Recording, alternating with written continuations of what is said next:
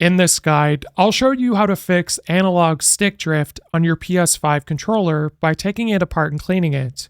So the first thing you want to do is remove this front piece by using a wedge tool and putting it between the pieces of plastic, and then you want to press up.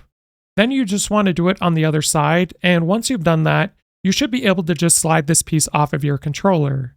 So after you've removed that piece, we're now going to remove the R1 and L1 buttons by pressing down on the back button. That's going to create a gap, and then you just want to press up underneath it to remove the buttons.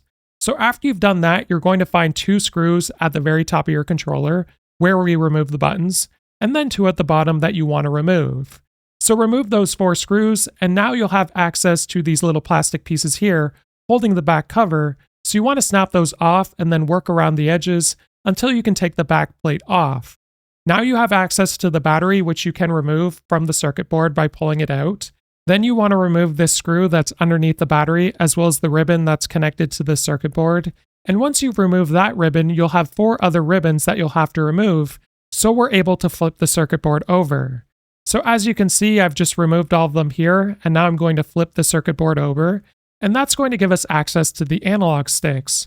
So very carefully remove the rubber analog stick on both sides, and this is going to give us access to the analog stick mechanism, which we're going to clean with compressed air or electronic contact cleaner.